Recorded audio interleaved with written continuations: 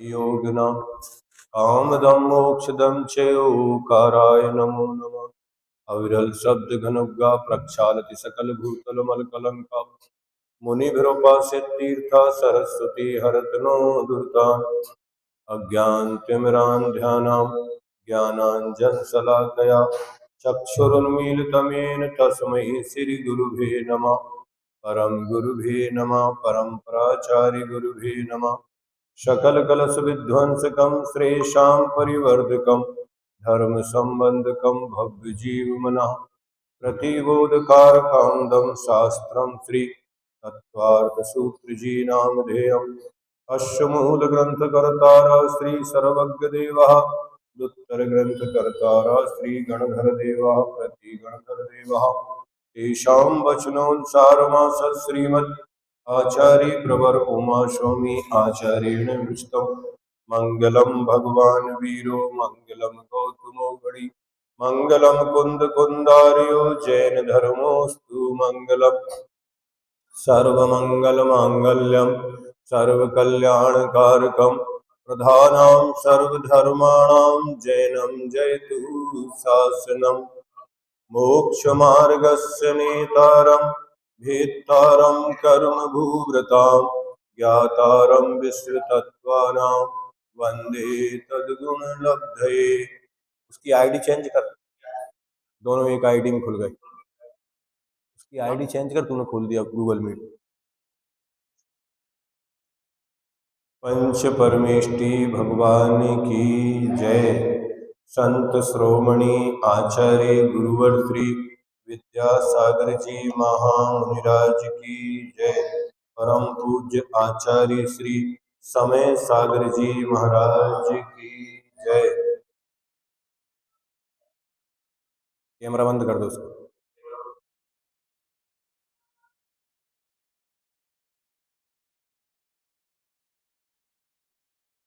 Page number, इसमें आवाज क्यों आ रही है?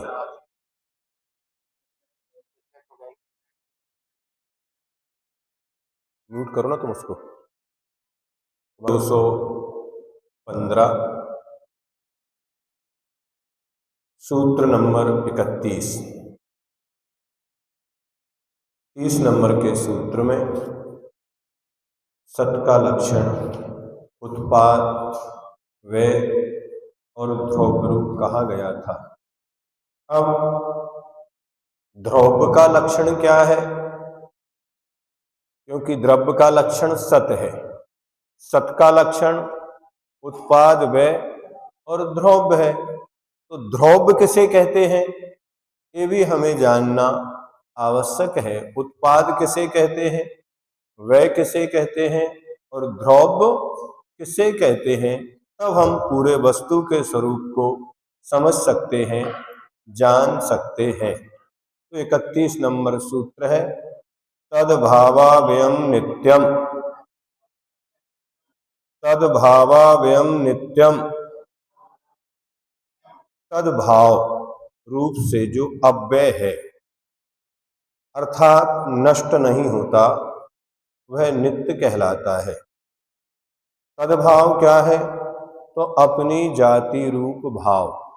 जो द्रव्य जिस जाति का है, जो गुण जिस जाति का है, वो उसमें ही रहते हुए परिणमन करता रहे, उसको बोलते हैं तद जाति।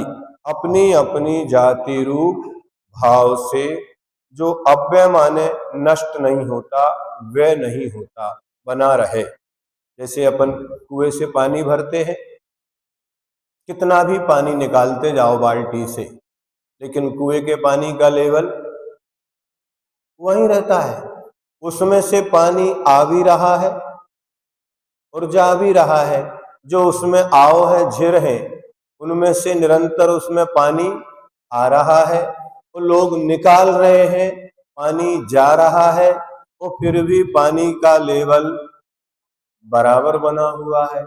उसी प्रकार हमारे कर्मों के उदय के कारण हमारा जितना भाग्य होता है उतना हमारा लेवल बना रहता है।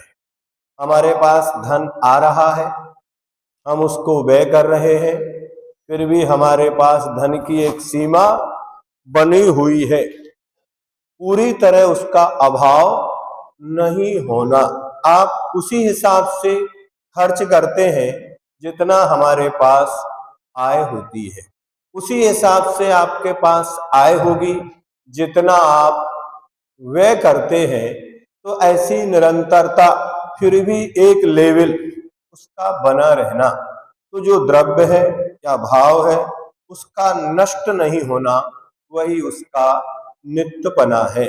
नित्य का तात्पर्य यह नहीं है कि जो वस्तु जिस रूप में है वह सदा उसी रूप में बनी रहे, इसका अर्थ नित्यपना नहीं है। जो वस्तु जिस रूप में है वह सदा उसी रूप में बनी रहे और उसमें कुछ भी परिणमन ना हो, किंतु परिणमन के होते हुए भी उसमें ऐसी एक रूपता का बना रहना ही नित्यता है। जैसे मनुष्य पर्याय, एक बालक का जन्म हुआ, अब उसमें उत्पाद भी है, व्यय भी है और ध्रुवता भी है। उस पर्याय की अपेक्षाएं उत्पाद क्या है? प्रतिदिन उसका विकास हो रहा है, कुछ ना कुछ उसका जो बचपन है वो जा रहा है, प्रौढ़ता आ रही है।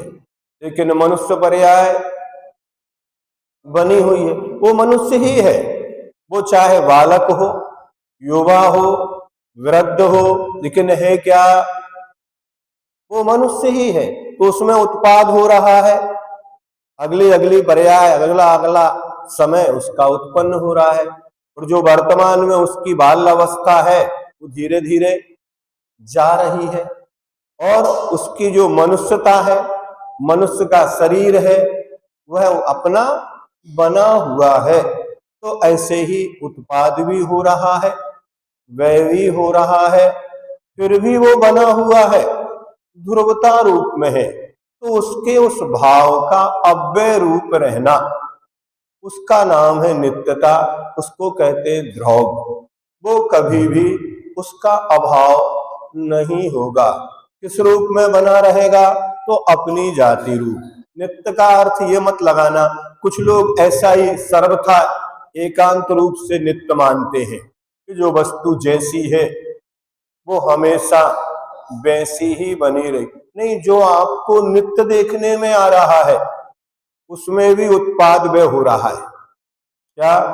जो हमें एक समय आता है, फिर मनुष्य की अवस्था ऐसी लगती है कि बिल्कुल ना शरीर घटता है ना बढ़ता है, लेकिन क्या वैसा ही है? नहीं, उसमें भी परिवर्तन हो रहा है। जो हमारा जीवन है, यौवन है, धन है, ये भी सब कैसे है? ये भी प्रतिपल ओस की बूंद के समान या अंजलि में रखा हुआ जल है। आपको लगता है भरा है, लेकिन वो धीरे धीरे क्या हो रहा है? खाली हो रहा है। एक बर्फ की सिल्ली है, ठीक है, एक व्यक्ति को इस कोने से पकड़ा दी, इसने ली, बाजू वाले को दे दी, उसने आगे वाले को दे दी, उसने और आगे वाले को दे दी। इसमें क्या हो रहा है? वो बल, जो उसका आकार वजन है वो घट रहा है कि नहीं? आपके देखने में आ रहा है? आपको तो लगता सिर्फ आपके हाथ गीले हुए, क्या हुआ? हाथ भर गीले हुए, ये हाथ गीले होने में भी वो बर्फ की सिल्ली पिघल रही है, लेकिन हमारे पकड़ में नहीं। हमने तो जितना लिया था पूरा दे दिया, आपने पूरा कहां दिया है? मतलब क्या? उसमें से कुछ जल के कण निकल गए। ऐसे ही धीरे धीरे धीरे परिवर्तन होते हुए वो सब पिघल रहा है, लेकिन बर्फ था वो जल बन गया, जल आपके हाथ में लगा वो वायु बन गया। उसका अभाव हुआ क्या?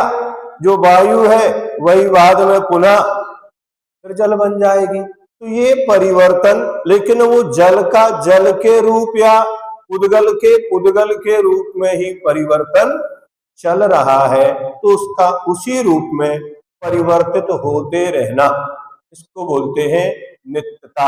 नित्य भी है,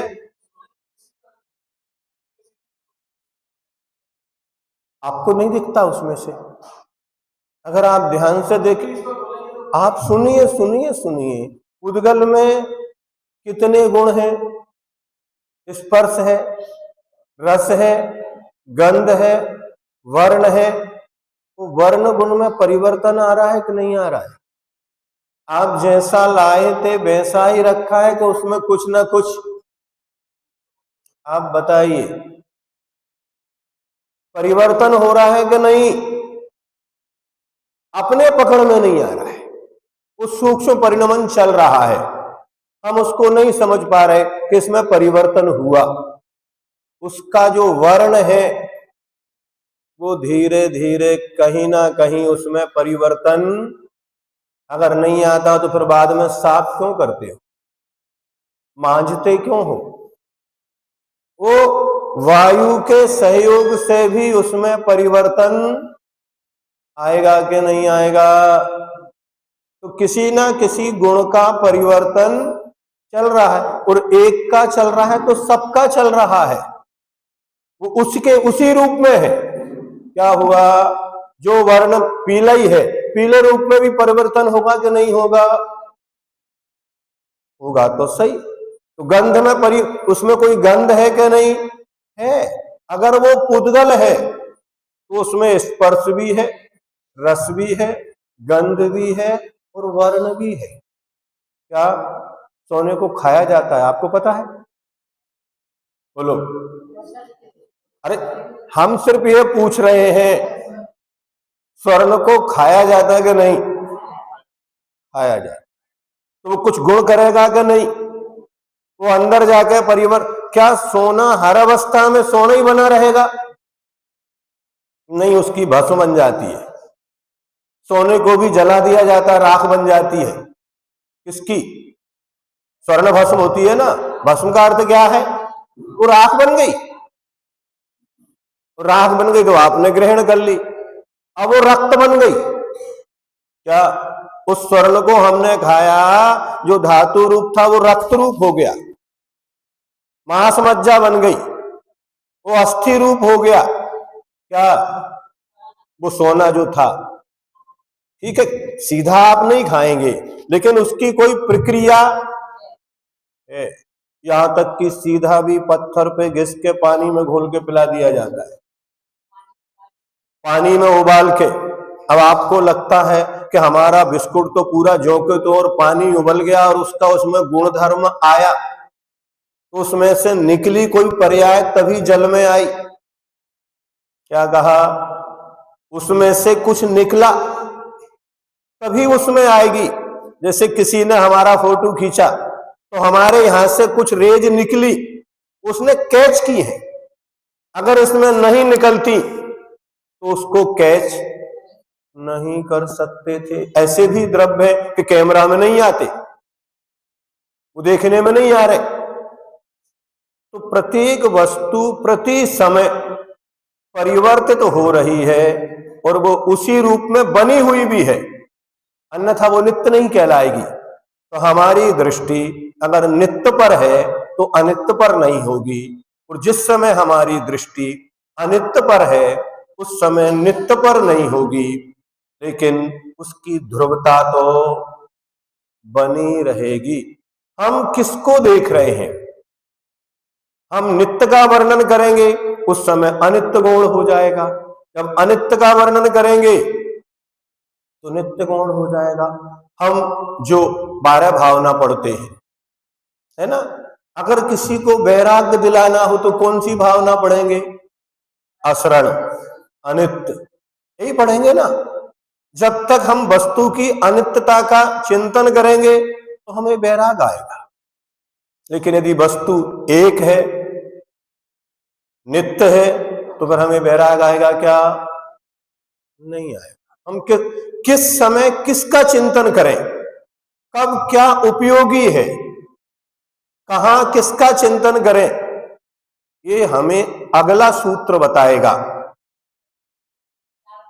आप सुनो पहले, आपको अगर वैराग्य धारण करना है तो आप उसकी अनित्यता का चिंतन करेंगे। किसका चिंतन करेंगे? हमारा जीवन, यौवन, धन, ये सब क्षणभंगुर और अनित्य है। ये जब तक चिंतन नहीं करेंगे हमें वैराग्य नहीं आएगा। वैराग कब आएगा? जब हमें कहां गए चक्री जिन जीता भरत खंड सारा, कहां गए वे राम और लक्ष्मण जिन रावण मारा। कहां कृष्ण, वो नित्य थे क्या? अनित्य थे, वो सब चले गए। जब ऐसा हम चिंतन करेंगे, वस्तु तो नित्य है, वो कहां गए? कहीं नहीं गए, सिद्धालय में है। प्रकार को चिंतन कर रहे हो, क्यों करना चिंतन? कहीं नहीं गए, वो लोक के बाहर नहीं गए। जीव द्रव्य ही रहे, उनका अभाव नहीं हुआ, लेकिन उनकी जो पर्याय थी उसका हम चिंतन कर रहे हैं। पर्याय ही अनित्य होती है, द्रव्य तो नित्य ही होता है, तो किसका चिंतन करना? और जब आपको ज्यादा भय सताने लगे, आप डरने लगे, आप भागने लगे, आप बचने लगे, फिर नित्यता का चिंतन करना। फिर कहना अब हम अमर भय ना मरेंगे। फिर ये चिंतन करना, अब कहां जाना? हम घर छोड़ के आ गए, जंगल में आ गए, परिवार छोड़ दिया, परिग्रह छोड़ दिया, अब कहां कितना भागे? उनसे कहते ठहर जाओ, अब कहीं भागने की, अब खड़े हो जाओ। कहां? अब बाहर भागना नहीं, अब अंदर की ओर जाओ। और जब अंदर की ओर देखोगे तो सभी नित्य नजर आएगा, और बाहर जब देखोगे तो सभी अनित्य नजर आएगा। बदलना किसको है? दृष्टि को बदलना है। हम सृष्टि को नहीं बदल सकते। हम कर क्या रहे हैं? हम सृष्टि को बदलने के चक्कर में पड़े। कोई समाज को बदल रहा है, कोई परिवार को बदल रहा है, कोई व्यवस्थाओं को बदल रहा है, कोई स्थान को बदल रहा है। बदलना किसको है? हमारी दृष्टि में अगर बदलाव आ गया तो वही संसार हमें सुखरूप नजर आएगा, और यदि हमारी दृष्टि में बदलाव नहीं आया, उसी स्थान पर रहकर आप दुखी भी रह सकते हैं और सुखी भी रह सकते हैं। व्यक्तियों को मत बदलो, वस्तुओं को मत बदलो। बदलना किसको है? अपनी दृष्टि को। एको हम निर्ममा शुद्धो ज्ञानी योगींद्र गोचरा, वाहया संयोगजा भावा मत्ता सर्वेपी सर्व। अब जे मेरे है ही नहीं है, तो इनके नष्ट होने में मुझे क्यों दुख हो? जब शरीर मेरा है ही नहीं है तो इसके परिवर्तन से मैं क्यों घबराऊं? जब परिवार मेरा है ही नहीं है तो किसी के जन्म और मरण में सुखी दुखी मैं क्यों हूं? ये दृष्टि जब आ जाएगी तो वो नित्य दृष्टि आपकी कहलाएगी। तद्भावावयम नित्यम। एक ना एक पल आपको वह टिकाना ही पड़ेगी। अगर नहीं टिकाओगे तो निरंतर लहरें उठ रही हैं और समाप्त हो रही हैं। जितने भी लहरें आती हैं, जब सुनामी आई थी ना, ये सुनामी जब भी तबाही मचाती है वो तट पर मचाती है। उसी पल यदि आप समुद्र के बीचों बीच जाके देखेंगे और कुछ भी नहीं होता, केंद्र में कोई उथल पुथल नहीं होती। समुद्र वहां अब भी शांत है, पहले भी शांत था, आगे भी शांत रहेगा। ये उठापटक कहां चल रही है? किनारों पर, उथलेपन में। आप जितने गहरे उतर जाएंगे एकदम शांत हो जाए।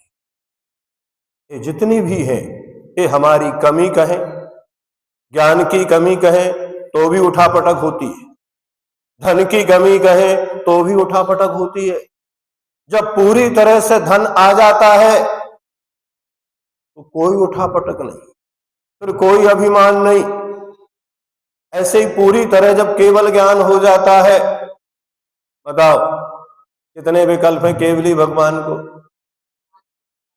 कोई नहीं है।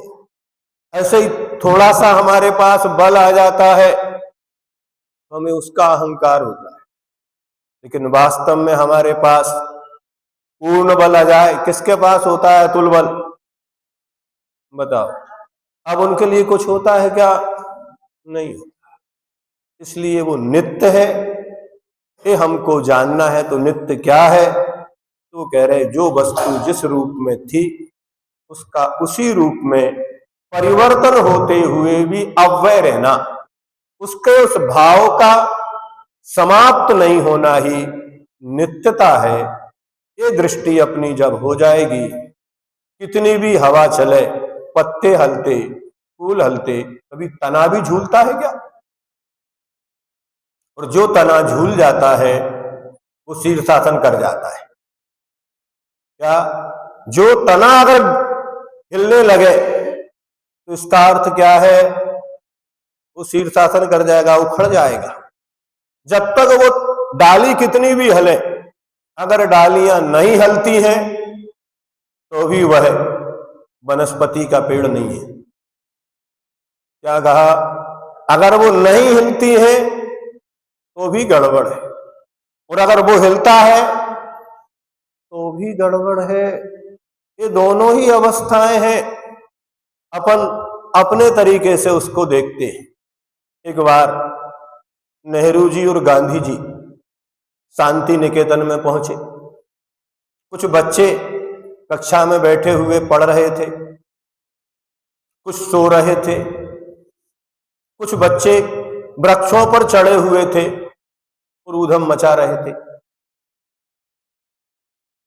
तो नेहरू जी ने कहा इन बच्चों का क्या होगा? तो गांधी जी ने कहा कि इन बच्चों का क्या होगा? क्या कहा? एक ने किनका बोला? इन बच्चों का क्या होगा? उन्होंने कहा इन बच्चों का क्या होगा? अब एक ही दृश्य है, लेकिन एक कह रहा है इनका क्या होगा और एक कह रहा है।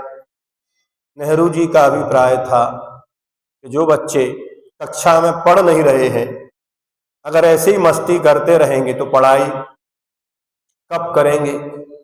और गांधी जी ने कहा ये उम्र इनकी मस्ती करने की है, अगर अभी नहीं करेंगे तो कब करेंगे?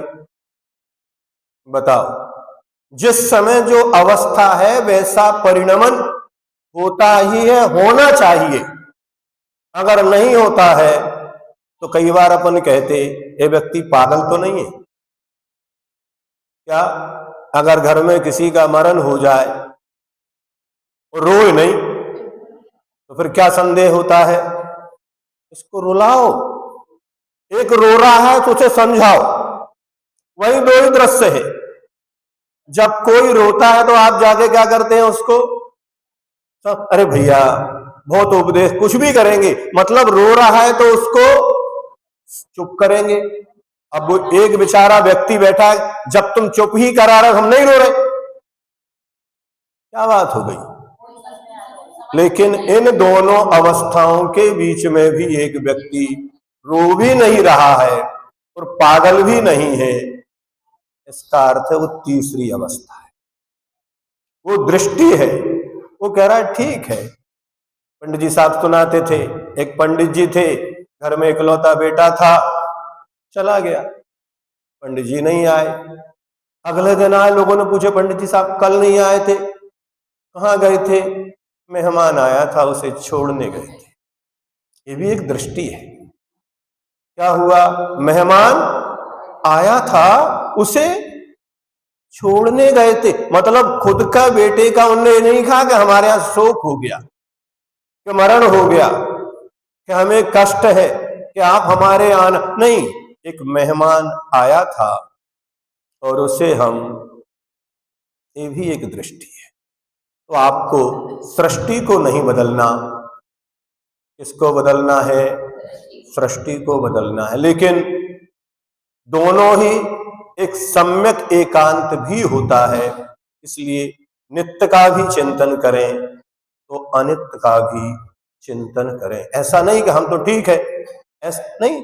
सम्यक एकांत भी होते हैं, मिथ्या एकांत जो होते हैं जो आपसी में ही नष्ट हो जाते हैं, लेकिन जो सम्यक एकांत होते हैं वे वस्तु की व्यवस्था बनाते हैं।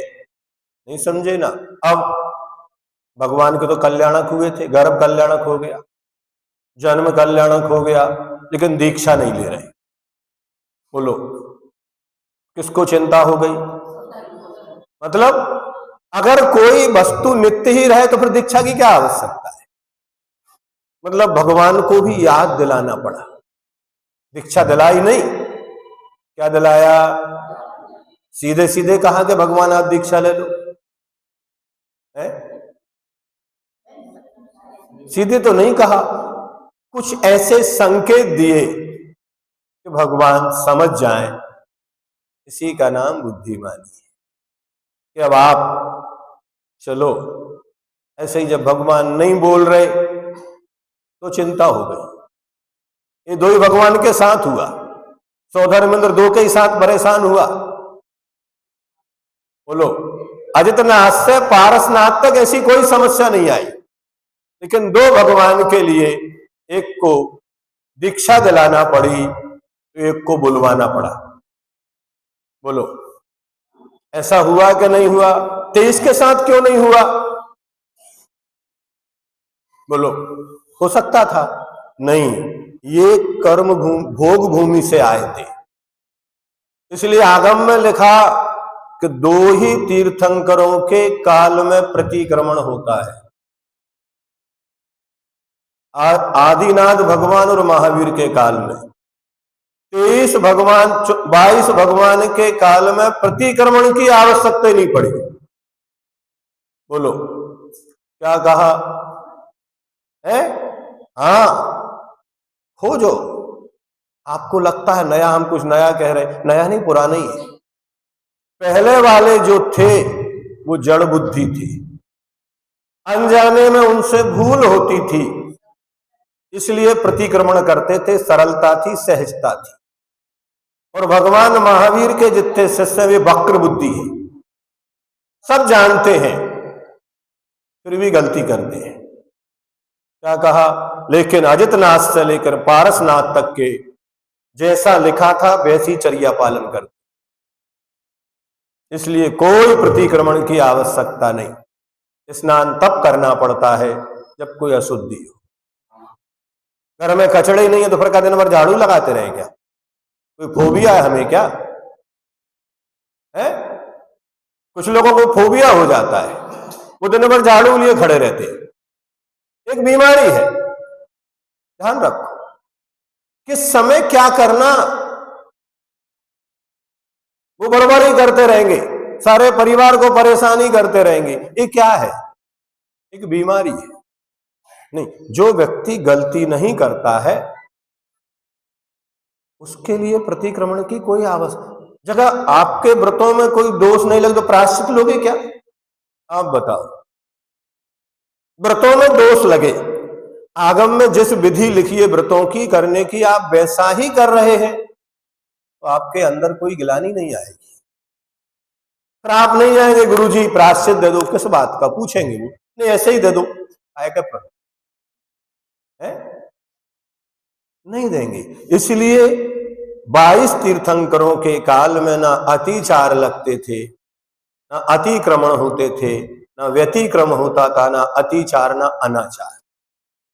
व्रतों को जैसा था वैसा ही पालते थे, इसलिए आवश्यकता नहीं पड़ती थी। लेकिन भगवान आदिनाथ के समय सरल थे, ज्ञात नहीं था और सुखिया जीव आए थे।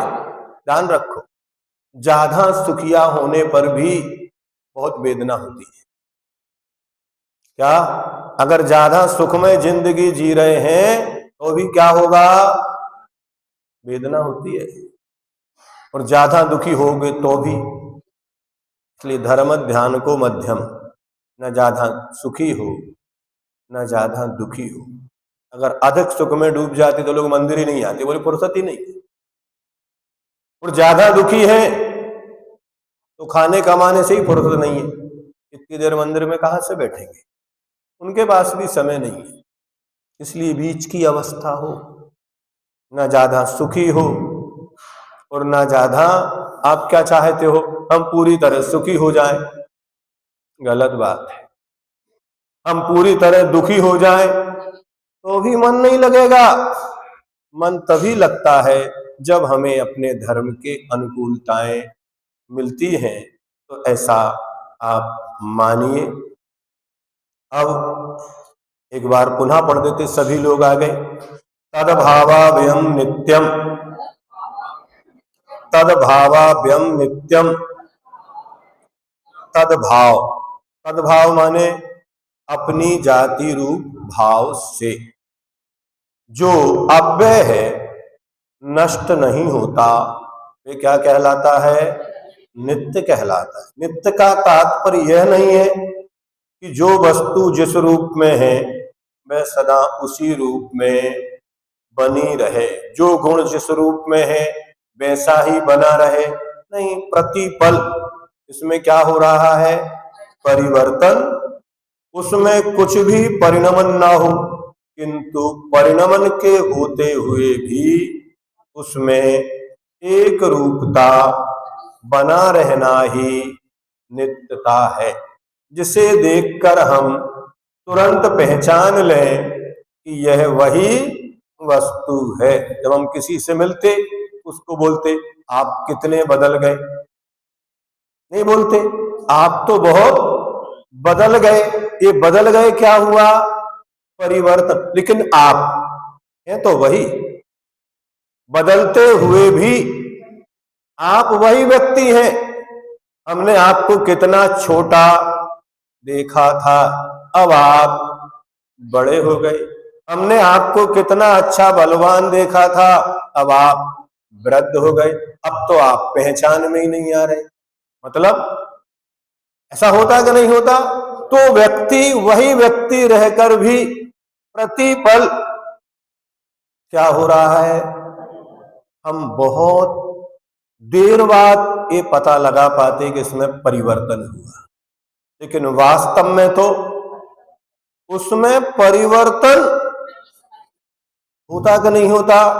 और उस परिवर्तन को आज के विज्ञान के युग में हम बहुत अच्छे से समझ सकते हैं कि हमारे अंदर कोई भी रोग आदि आता है, हम अस्पताल में भर्ती हो गए रोगी बन के, डॉक्टर ने जांच लिखी और दवाई चालू की, अगले दिन पुनः वही जांच करवाता है।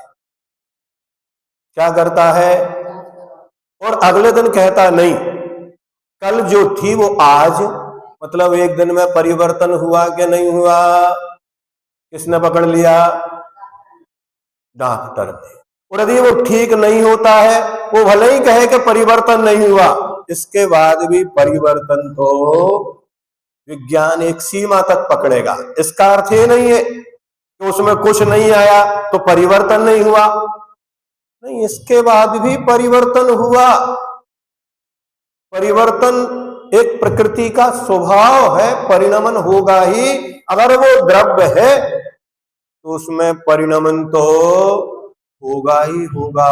लेकिन हमारी पकड़ में कब आता है? जब बीमारी विकराल रूप धारण कर लेती है। अब रोग तो आया, उसी दिन नहीं आया, वो कब से है। कभी कभी जल्दी पकड़ में आ जाता है तो उपचार हो जाता है, और कभी कभी जल्दी पकड़ में नहीं आता तो उपचार भी कठिन हो जाता है, लेकिन आता तो है। सनत कुमार जब चक्रवर्ती थे, कितने जल्दी परिवर्तन आया। देवों ने देखा, हाँ क्या रूप है, अभी नहीं थोड़ी देर बाद मिलो। जी महाराज बैठो, अभी हम आते हैं। तैयार होके आ गए। अब महाराज वो बात नहीं रही। अरे हम तो सोच रहे थे और कुछ अच्छा हुआ होगा, अच्छा नहीं हुआ, बहुत बुरा हो गया। इतने जल्दी, हाँ इतने जल्दी, इतनी तो बहुत देर हो गई। इससे भी जल्दी परिवर्तन होता रहता है। एक एक समय में इस द्रव्य में अनेकानेक अनंत पर्याय। वो द्रव्य है, उसमें अनंत गुण हैं, एक एक गुण की अलग अलग पर्याय हैं। वो सभी पर्याय क्या हो रही हैं? परिणमन हो रही है। एक पल के लिए रुकती है क्या? कि कोई भी पर्याय अपन क्या चाह, भैया थोड़ा तो रुको, स्थूल रूप में लगेगा वो रुक गया, लेकिन वास्तव में वो रुक नहीं सकता। जब सिकंदर भारत विश्व विजय करके वापस जा रहा था, कितना धन था, कितनी दौलत थी, कितने वैद्य थे, सबसे कहा बस मुझे कुछ चंद पलों की जिंदगी दे दो, मैं अपनी मां से मिल सकूं। तो कहते हैं सिकंदर अब कोई उपाय नहीं बचा है, मणि मंत्र तंत्र बहु होई, मरते न बचावे, यही परिणमन है। लेकिन उस समय उसकी दृष्टि सम्यक हो जाती है और वो कहता हम मात्र शरीर बदल रहे हैं। जैसे वस्त्रों को बदला जाता है ऐसे ही शरीर को बदल रहे हैं। ये दृष्टि यदि उसकी आ गई नित्यता की ओर, तो उस समय उसे कोई दुख नहीं होगा। और दुख नहीं होगा, संक्लेश नहीं होगा, तो खोटी आयु का बंद नहीं होगा, तो फिर खोटी गति में भी जाना नहीं पड़ेगा। अगर ये नित्यता की दृष्टि आ जाए तो सम्यक मरण है, समाधि मरण है। यदि आप अनित्य को ही देखते रहे और मोह करते रहे तो निश्चित ही हमारा मरण कुमरण ही कहलाएगा। इसको भी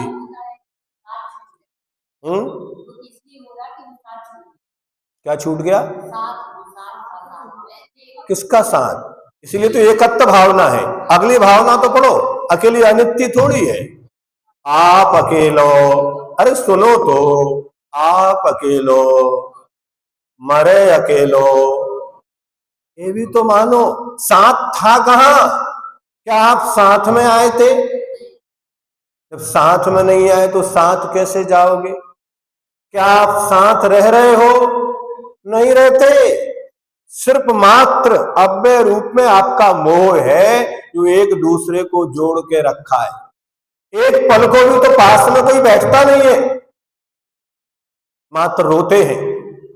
कई बार हम कहते एक कुटुंब परिवार अकेला कब याद आता है? सूतक के लिए, बस, और कोई संबंध नहीं है, जीवन काल में कोई समाचार नहीं। और जैसे ही मरे तो फोन आ गया, अब क्या करो, भगवान की भक्ति और नहीं करने दे रहे। हाँ वही तो है। पंडित जी साहब कहते थे कि कौन सा हमारा बेटा, कौन सा मित्र जो हमें वर्तमान में दुखी कर रहा है? जो दुखी करे वो अपना बंधु कैसे ही? उसको याद कर करके आप दुखी हो रहे कि सुखी हो रहे? जब उसकी याद भी हमें दुख दे रही है तो हमारा बंधु कैसे हो सकता है? वो तो भूल ही गया, जहां गया है वहां से वो कभी आपको याद नहीं कर रहा।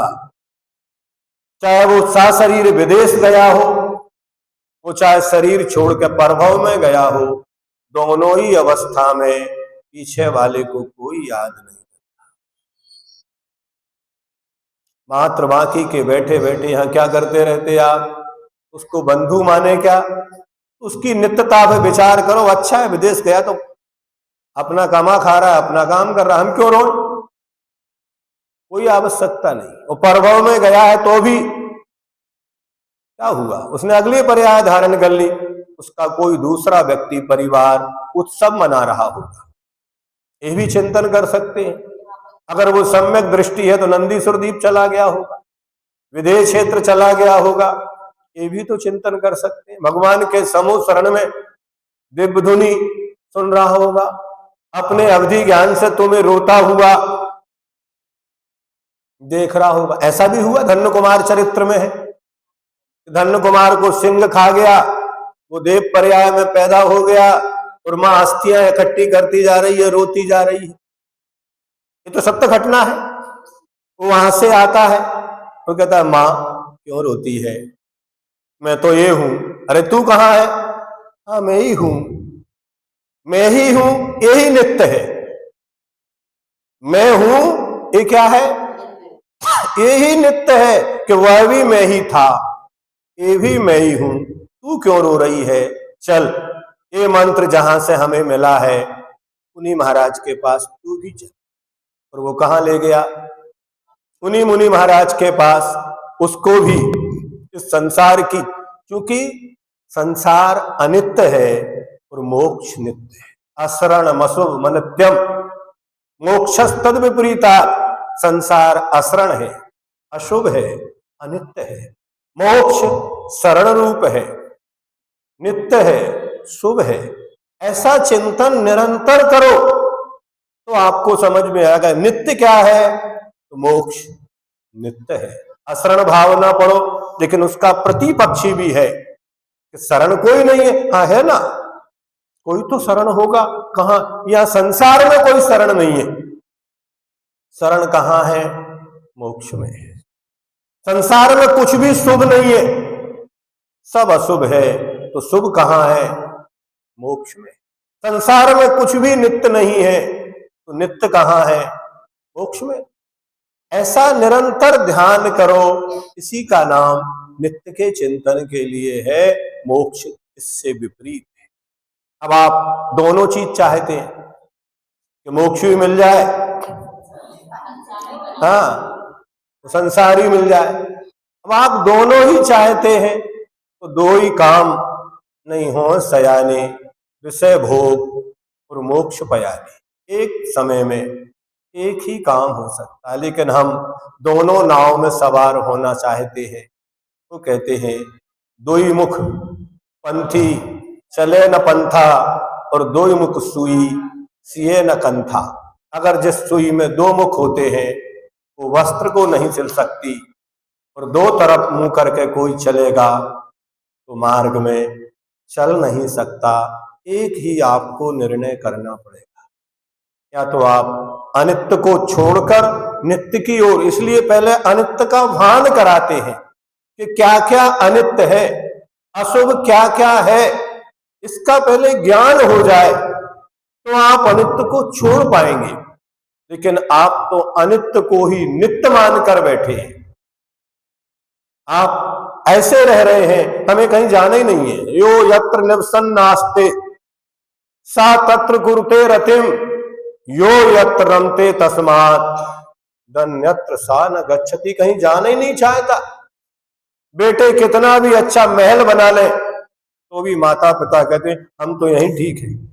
मतलब अपनी झोपड़ी में कितने भी अच्छे वस्त्र ले आए, नहीं यही ठीक है, तुम रखो बेटा पहनो। अब क्या करे कोई, कर्म आपको कितनी भी अच्छी व्यवस्था करके दे, इस मलिन घिनावने शरीर को छोड़ो तो भी आप उससे, आपके द्वारा छोड़ने से नहीं छूटेगा, आपको मात्र उससे राख छोड़ना है। हमें शरीर को नहीं छोड़ना, शरीर तो अपने आप ही छूट जाएगा। तुम कितना भी पकड़ने का प्रयास करो, संसार की किसी भी वस्तु को पकड़ नहीं पाओगे। नदी के किनारे के वृक्ष तुम कैसी भी रस्सी से बांधो, जब बाढ़ आएगी तो क्या होगा, बह जाएंगे। ऐसे हम सब नदी के किनारे के खड़े हुए वृक्ष हैं, बहेंगे निश्चित है। लेकिन हमारी दृष्टि अगर बहना भी है तो कम से कम लहरों के साथ खेलना सीख जाओ, तो तट परिवर्तित हो जाएगा। कहीं ना कहीं जाके किनारे पर लग जाओगे। ऐसे ही ये पर्याय बहती रहती हैं, इनमें देखना कि नित्य क्या है और अनित्य क्या है। नित्य वही है जिसमें से पर्याय निकलती है, वही नित्य है। नित्य में से ही अनित्य पर्याय निकलेगी। कहां से, द्रव्य नित्य है कि अनित्य, गुण नित्य है कि अनित्य, उन गुणों में से ही जो पर्याय निकलेंगी तो एक ही समय में वो द्रव्य की अपेक्षा नित्य है, तो पर्यायों की अपेक्षा अनित्य भी है। उसमें उत्पाद भी है और उसमें व्यय भी है। बस आपको देखना सीखना है तो उस पार क्या है। आपकी दृष्टि में वो ताकत आ जाए कि जल के नीचे भी तट है, उसे हम कैसे देखें।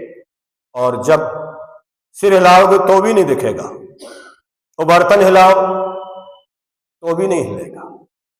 क्या करना पड़ेगा? जिस पात्र में देख रहे हो उसे भी स्थिर करो, और जिस दृष्टि से देख रहे हो उसको भी स्थिर करो। होता यही है, हम दो में से एक को तो स्थिर कर लेते हैं, लेकिन दूसरी चीज हिलती रहती है। अब हिलती रहेगी तो, और हिलती क्या, हमारा तो पानी भी गंदा है। एक तो गंदे पानी में नहीं दिखेगा, और एक उसमें लहरें उठेंगी तो भी नहीं दिखेगा।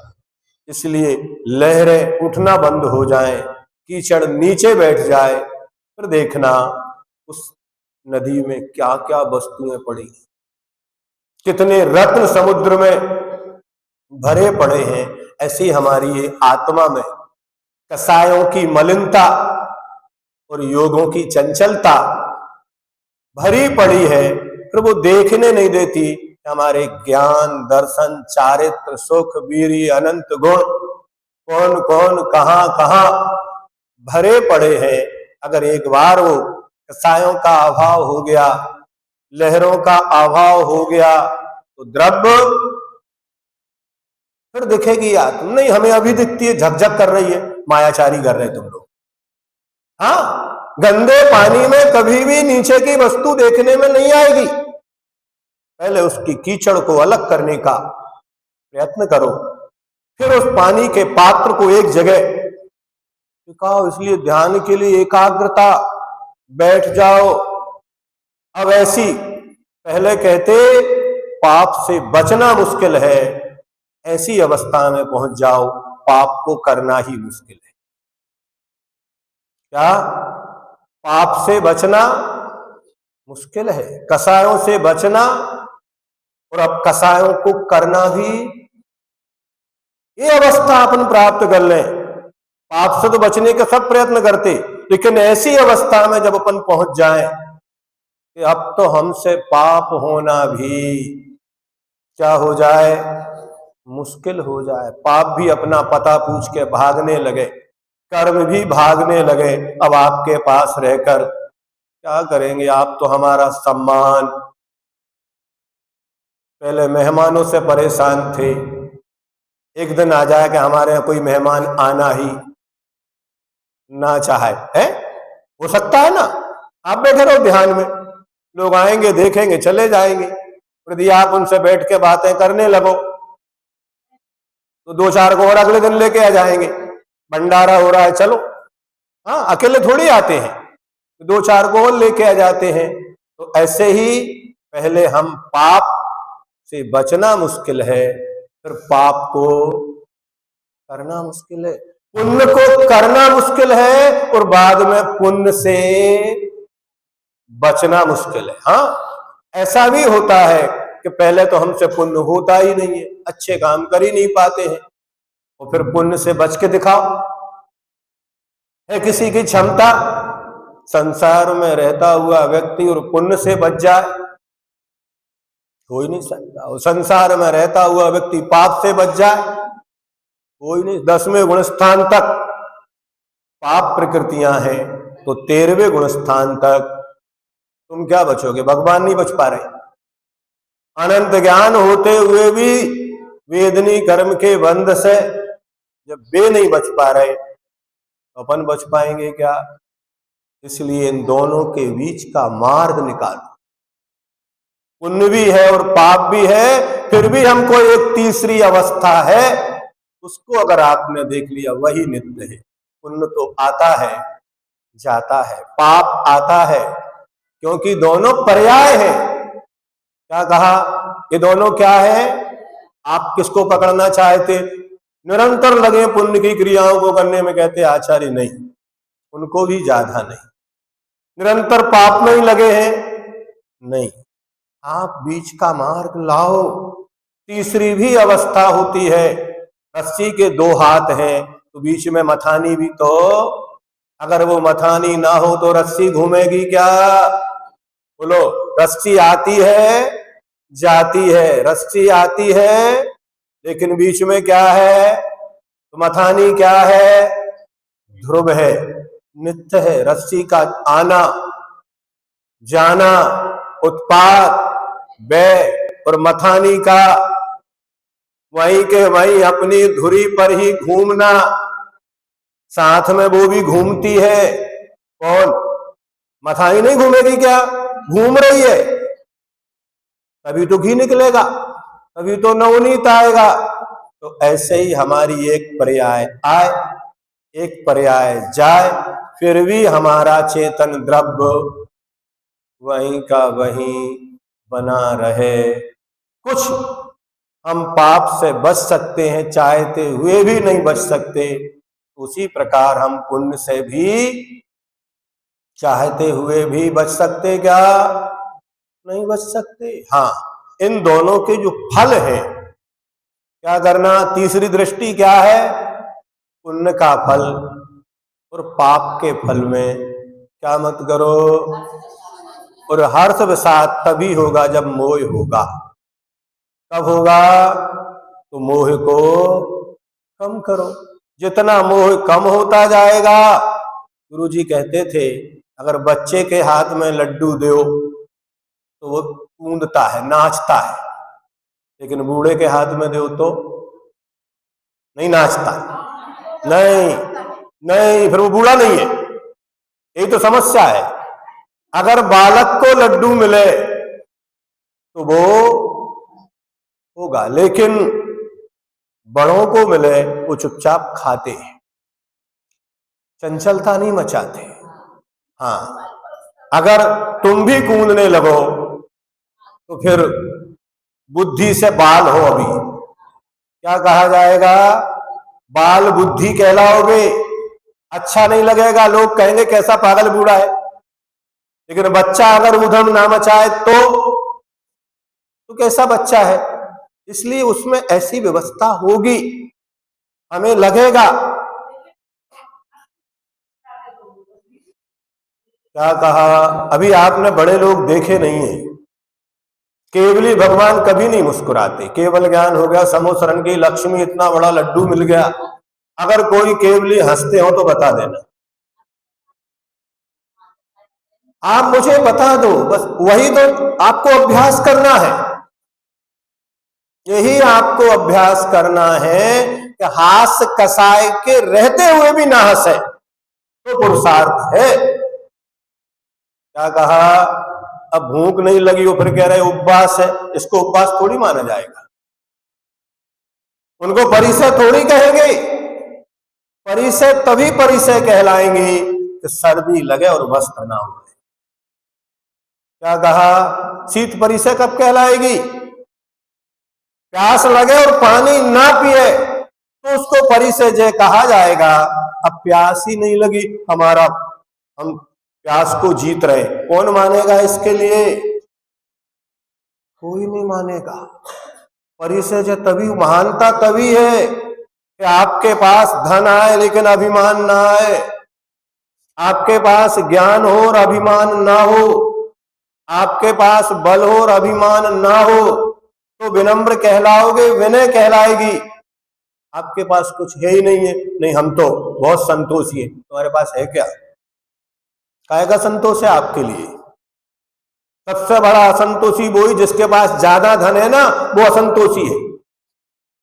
तभी तो जोड़ता जा रहा है। नहीं हमें तो बहुत संतोष है। काहे का संतोष? तुमने परिमाण कर लिया क्या?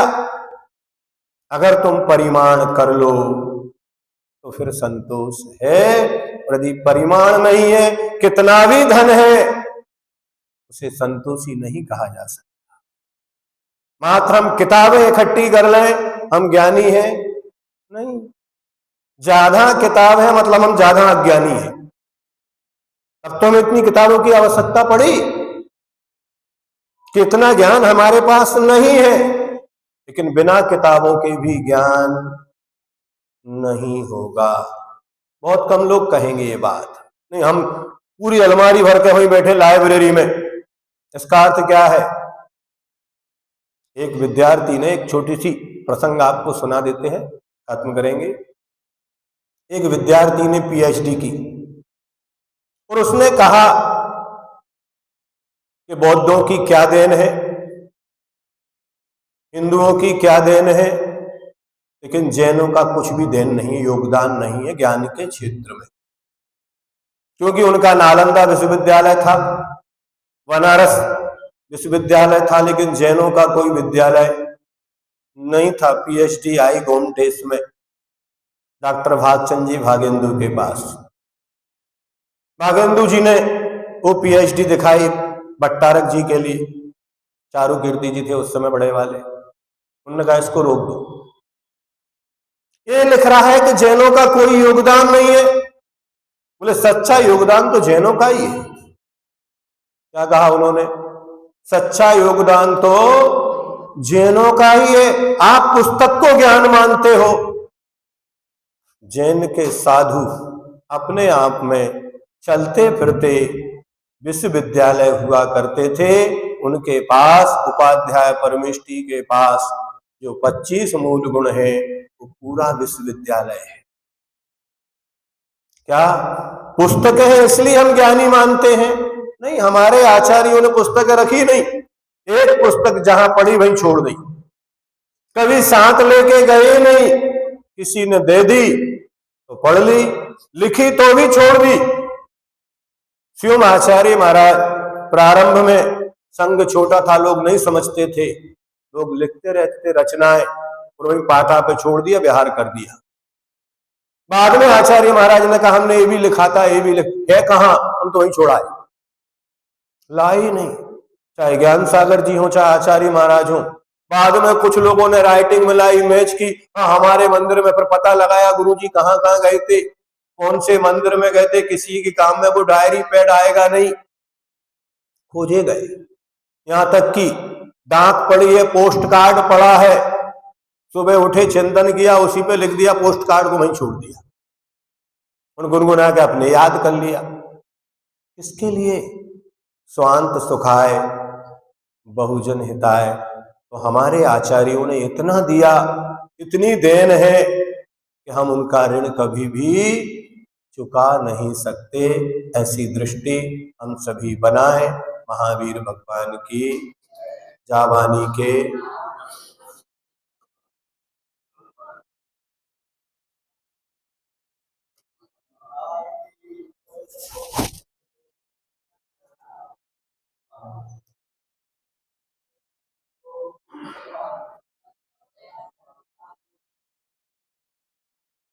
सभी लोग खड़े होके कायोत्सर्ग किया करो जिनवाणी का, बैठे बैठे नहीं है ना, खड़े हो जाया करो सभी एक बार।